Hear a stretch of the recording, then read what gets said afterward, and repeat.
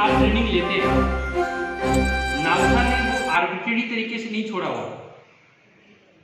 Her training का एक module है, और इसीलिए हम अपने लॉयर्स को भी कहते हैं कि आप ये ना सोचें कि हम अपनी मर्जी से, अपनी फिलॉसफी से आपको ट्रेन करेंगे।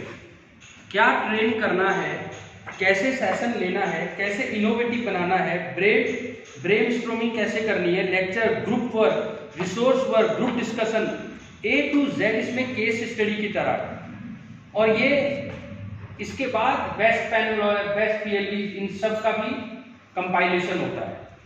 और ये पूरे स्कीम, इसका भी एक कंपेडियम है जिसके बारे में आपको ट्रेनिंग मिलनी चाहिए। क्योंकि जब आप गांव में जाते हैं, भारत में 6.7 लाख गांव, 2,75,000 ग्राम पंचायत है, और हमारे सिरमौर में 259 ग्राम पंचायत और 545 गांव। 90% हिमाचल और भारत का 70% गांव में रहता है। गांव वालों की प्रॉब्लम होती क्या है? इंसान तो सब जगह बराबर है, वही इंसान जर जरूर जमीन, रामायण महाभारत के टाइम से आज तक वही दिन चला हुआ। उसके बेसिक सिंपल चीजों को हमें उनको बताना है। जर जोरू जमीन, सबसे पहले आप जब लोगों के बीच में जाएंगे वो जोरू को लेकर प्रॉब्लम खड़ी करेंगे। वहां पर EDR, एक्सटर्नल डिस्प्यूट रेजोल्यूशन, आपको पता भी नहीं चलता और आपकी पावर है। ADR, EDR, ODR पे हमने वीडियो बनाई है। ODR नई जनरेशन की चीजें, ऑनलाइन डिस्प्यूट रेजोल्यूशन। आप वहीं से वीडियो कॉन्फ्रेंस करके आपको एक पार्टी या मैसेज आएगा, एक पार्टी इतना समझौते के लिए अमाउंट दे रही है, आप इतना असर्टेड, खत्म, कोर्ट में भी आने की जरूरत नहीं। मई 2021 से जुपिटाइस नाम का ऑनलाइन डिस्प्यूट रेजोल्यूशन भारत में लॉन्च भी हो चुका है, जिसमें 7,000 केसेस से ज्यादा का निपटारा भी हो चुका है, हमें पता ही नहीं। और आप बतौर पैरालीगल वॉलंटियर सक्षम है, जो हाजमोले, जिसको कहते हैं पेट में दर्द है हाजमोला वाला, मैं कल एक सक्सेस स्टोरी के लिए राहुल को दे भी दिया है, और ये सक्सेस स्टोरी आपको मिल जाएगा वीडियो में। ये एक मैडम ने, किन का है ये?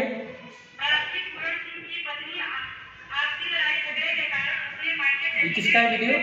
मेरे ख्याल रीना, आपका है नहीं? क्या नाम है आपका? है? हाँ, रीना देवी, मुझे याद भी है। अब ये क्या किया मैडम ने? ये वीडियो में जाएगा सक्सेस स्टोरी EDR। मैडम ने विद प्रूफ, मैंने लिखा हुआ इसका topic, successful EDR external dispute resolution bye PLB pan India outreach. हमें ये इंपैक्ट लेके आना है कि मैडम ने उन दोनों से बातें की, बातें जटिल नहीं थी, मियां बीवी के बीच में फ्रिक्शन था। वो छोटी सी बीमारी एक सर्जन तक, एक जज तक पहुंचते पहुंचते कैंसर का 3rd स्टेज होता है, तो जज को पेट ही काटना पड़ता है, वो हाजमोले से ठीक नहीं हो सकता। आप किसी भी हॉस्पिटल में अगर जाते हैं तो आप देखते हैं कि रेडियोलॉजिस्ट की अलग ब्रांच है, आप देखते हैं कि कंपाउंडर अलग बैठा है, फार्मासिस्ट अलग बैठा है, OPD अलग है, IPD अलग है, ICU अलग है। आप कोर्ट में आते हैं तो कोर्ट में क्या देखते थे? District court complex. अब ऐसा नहीं है। अब कोर्ट से पहले क्या मिला आपको? इतनी बड़ी बिल्डिंग, ADR की बिल्डिंग। ये बेसिकली उसी, क्योंकि वो अगर फिजिकल एलिमेंट्स को देखते हैं डॉक्टर, तो हमारे जो लॉयर्स, हमारे PLVs हैं, आप सब जो मेंटल पेन है, और इसके लिए मशीन आती है अर्गोनॉमिक्स, मेंटल पेन को भी मेजर किया जाता है। आप बिलीव करें, जितनी देर मैं आपसे बात कर रहा हूं, कितने सुसाइड इंडिया में हो चुके हैं, क्योंकि मेंटल पेन बहुत ज्यादा है।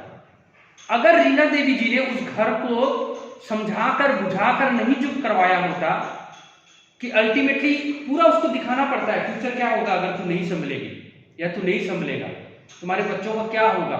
जब वो पूरा दिखा देते कि अच्छा मैडम ऐसा है, मैं अपने पति को ऐसा नहीं बोल सकती कि वो अपने माँ बाप को छोड़े तभी मैं साथ रहूंगी। नहीं, आप ऐसा नहीं बोल सकती हैं। क्यों मैडम? मेरे को ध्यान नहीं देता हो।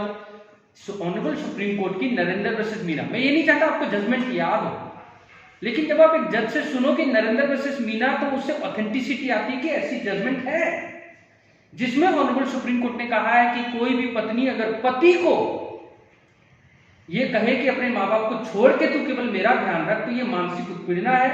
ऐसी पत्नी को मेंटेनेंस भी नहीं दिया जाता, डिवोर्स हो जाता है। फिर एक औरत बोले सर मेरा पति तो ठीक है मगर ये बड़ा चालाक है, ये अपनी ननद से और अपना स्कूल जाता है वो देवर, उससे मेरे को टॉर्चर करवाता है, बेइज्जती करवाता है, तू काली है कलोटी है। क्या मैडम इसमें कुछ हो सकता है? नहीं, ये तो गांव की बातें होती है, इसमें क्या होता है? नहीं, किसी औरत को काली कलूटी बोलकर मानसिक उत्पीड़न 498A में भी कवर हो जाता है भारतीय दंड शाखा में, और section 13(1)A Hindu marriage act में। डोमेस्टिक वायलेंस एक्ट में इमोशनल एब्यूज का पैसा भी मिलता है। नहीं मैडम ये तो बहुत बड़ी बड़ी बात है, ये तो कनाडा अमेरिका में होता होगा। नहीं, CEDAW convention on elimination of all sorts of discrimination against women, औरतों के खिलाफ इस धरती पे जो भी आप इमेजिन कर सकते हो डिस्क्रिमिनेशन, उसको जीरो कर दिया था एक कन्वेंशन ने, इंटरनेशनल कन्वेंशन यूनाइटेड नेशन, और उसको भारत ने साइन कर दिया। भारत के संविधान में जब इस तरह का कोई भी साइन होता है तो आर्टिकल 51 के C और 253 में भारत में कानून बनाना पड़ता है। मैं नहीं चाहता आपको ये अनुच्छेद याद हो, मगर जब इस तरह से बात होती है तो उसका 1% आपके जहन में एक बात तो क्लियर हो जाती है कि वक्त बदल गया। अब कोई पति फायदा नहीं उठा सकता। पहले कानून में ये लूप होल था कि माइनर के खिलाफ डोमेस्टिक वायलेंस एक्ट नहीं डलता था, और उसमें लिखा था कि केवल मेल होना चाहिए। तो मर्दों ने कहा ठीक है, फिर अपनी बहन को बोलो तू टॉर्चर कर, या अपने छोटे भाई को जो 18 से नीचे, तो औरत को तो इनडायरेक्टली दुख मिला ही मिला। इस दुख को दूर किया हरसोरा वर्सेस हरसोरा। आप इसको जैसे मर्जी याद रखिए कि हर तरफ शोर बच गया, हरसोरा वर्सेस हरसोरा, और औरतों को जेंडर न्यूट्रल एक्ट बना दिया गया डोमेस्टिक वायलेंस एक्ट को। अब मुझे बताओ, जब आपको ये ट्रेनिंग मिली और अब जब आप गांव में जाओगे तो क्या यही प्रॉब्लम तो आपसे पूछते हैं ना, तो आपके पास कोई आंसर ही नहीं होता। तुक्का मारने से इम्पैक्ट असेसमेंट नहीं आया। हमारे वकील साहब भी मानेंगे, हमारे जजेस भी, मैं भी मानता हूं, जितने भारत में इस समय केसेस पेंडिंग हैं यानी 4 करोड़ से ऊपर, वो अगले 365 साल में जितने हम जजेस हैं वो खत्म नहीं हो सकते। लेकिन जब आप लोगों को बताएंगे कि 2015 से 2020 का डाटा केवल मैं आपसे शेयर करती हूं, आप गांव में बोल रहे हैं, 8 करोड़ से ऊपर केसेस खत्म किए गए लोक अदालतों के द्वारा। कितने? और इस समय पेंडिंग कितने? 4 करोड़ से ऊपर, जिसको खत्म करने के लिए 365 साल चाहिए, और वो मात्र 5 साल में लोक अदालतों ने खत्म कर दिया।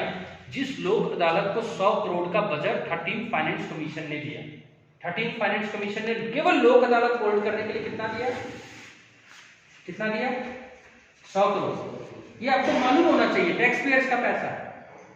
ये बात ब्रिज मोहन की जजमेंट में ऑनरेबल सुप्रीम कोर्ट ने कोट की है। अब मैं आप देखो इनडायरेक्टली डायरेक्टली आपको वो कानून बता रहा हूं जो आम लोगों से जुड़ा हुआ। Narendra versus Meena, Harsora versus Harsora. अब आप गांव में जाते हो, क्या प्रॉब्लम है आता है? एक सामान्य वर्ग बोलता है सर आप सारे कानून तो दलितों के बारे में बताते हो, मर्द बोलते हैं सारे कानून आप औरतों के बारे में बताते हो। तो आप नरेंद्र वर्सेस मीना बताओगे, साथ में हिंदू मैरिज एक्ट में सेक्शन 25 में एक अगर पत्नी ज्यादा कमा रही है, प्रोफेसर लगी हुई है, और मर्द कुछ नहीं कमा रहा, तो मर्द भी उससे मेंटेनेंस ले सकता है। जब आप ये बताओगे तो आपको सुनेगा कि ये बायस नहीं, ये दोनों तरफ सुनते हैं। आप ये बताओगे कि ये बात जरूर है कि सुभाष काशीनाथ महाजन की बात को, यानी ऑनरेबल सुप्रीम कोर्ट की जजमेंट है सुभाष काशीनाथ महाजन, उसको स्ट्रक डाउन कर देना पड़ा, यानी कि उसको उसके अगेंस्ट जाना पड़ा, सरकार को 18A लाना पड़ा। आज भी अगर एक दलित को दलित ह्यूमिलिएट करने के लिए बोला जाए, उसके मुंह में गोबर डाला जाए, उसके शादी करने पे प्रतिबंध लगाया जाए, रोड क्रॉस करने में उसको बोला जाए, उसके जिसकी वो पूजा करता है उसको आग लगाया जाए, उसको पब्लिकली इंसल्ट किया जाए, एक दलित को करे, ये कानून अट्रैक्ट नहीं होता है। जनरल कैटेगरी अगर दलित को करे, या जो खुद दलित ना वो दलित को करे, तो शेड्यूल ट्राइब में एंटिसिपेटरी बेल का प्रावधान है। आपको एंटिसिपेटरी बेल भी नहीं मिलेगी, वकील साहब के पास चले जाओ, कोई फायदा नहीं होगा। लेकिन फिर जनरल कैटेगरी वाला बोलेगा कि सर इसने तो इसको हथकंडा बना लिया है, ये पूरे गांव को तंग कर रहा है। तो इसके लिए बलोथिया की जजमेंट, ललिता कुमारी की जजमेंट आज भी एंटिसिपेटरी बेल नहीं है, लेकिन प्री अरेस्ट बेल है।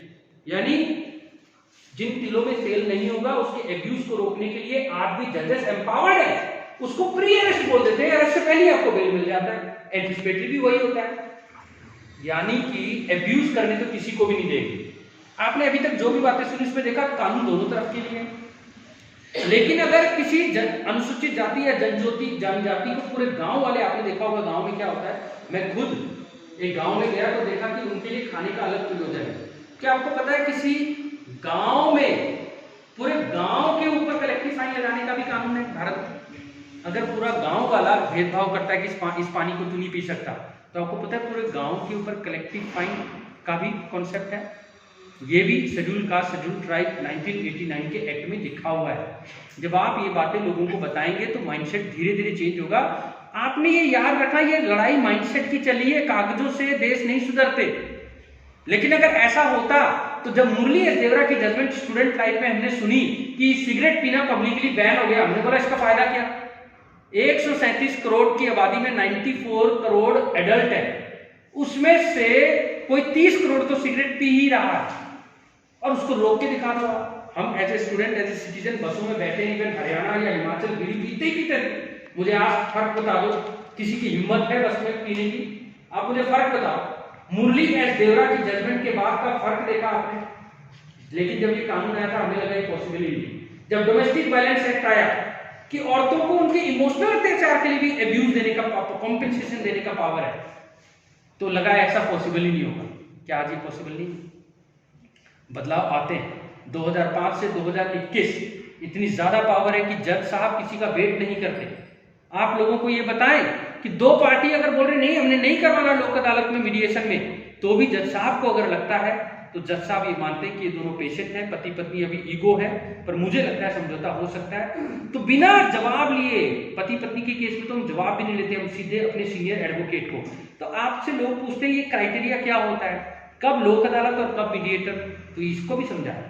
जो बिल्कुल छोटी बीमारी होती है उसके लिए ईडीआर वो आप लोग कर देते हैं, जैसे रीना देवी ने किया, और हम उनका सक्सेस स्टोरी, जिस तरह आप लोग अच्छा काम कर रहे हो, मोबाइल वैन का एप्रिसिएशन हुआ जो संजीव ने प्रो बोनो अपने तरफ से इनिशिएटिव लिया, बिना मोबाइल वैन हुए इन्होंने मोबाइल वैन में करके दिखाया, ये मिशनरी जी। तो रीना देवी ने जो किया वो पूरे भारत को दिखना चाहिए कि एक पीएलबी पैरालीगल वॉलंटियर एक जज की बाजू है, जो गांव में, मान लो बाटरस हमारा रिमोटेस्ट गांव है, वहां कोई पति पत्नी आना चाहेगा यार, लेकिन वहां आपने समझा के खत्म कर दिया। ये क्या बन गया? ईडीआर। क्या बना? External dispute resolution. शायद आपको विश्वास न हो रीना देवी, लेकिन आपने क्राइम होने से रोक लिया। आपको शायद विश्वास ना हो, लेकिन आपने कई बच्चों का भविष्य बचा लिया। आपको विश्वास ना हो, यही दुख लॉ एंड ऑर्डर की सिचुएशन क्रिएट करता है, जिससे कि भारत में कोई पैसा इन्वेस्ट नहीं करना चाहता। जब आप लोग हाजमोले की ही बीमारी को ठीक कर देते हो, हाजमोला देकर, उसको ईडीआर बोलते हैं। थोड़ा सा ऊपर आने पर उसको हम लोक अदालत बोलते हैं। थोड़ा कॉम्प्लिकेटेड होने पर हम एडवोकेट साहब को भेजते हैं, उसको मीडिएशन बोलते हैं। दोनों की पार्टी में कोई एक्सपर्ट की जरूरत हो और दोनों ने एग्रीमेंट किया हो तो आर्बिट्रेशन बोलते हैं। मामला सेंसिटिव है, हमारे वकील साहब की ही इन्वॉल्व है, या बहुत सेंसिटिव मामला है, तो हम जुडिशियल सेटलमेंट जज को भेज देते हैं, वो लोक अदालत में। और लोक अदालतों में जो हम फैसला अगर नहीं हो पाया तो वापस हम किसको भेज देते हैं? मान लो नहीं हो पाया तो वापस रेगुलर कोर्ट को। लेकिन क्या ऐसी भी कोई लोक अदालत होती है जो बोलेगा नहीं अब मैं फैसला भी करूंगा गवाही लेके? ऐसा हो सकता है? क्या लोक अदालत गवाही लेके फैसला कर सकती है, हाँ या नहीं? अब ये आपसे क्वेश्चन पूछा जाएगा जब इंपैक्ट असेसमेंट होगा। 10 मिनट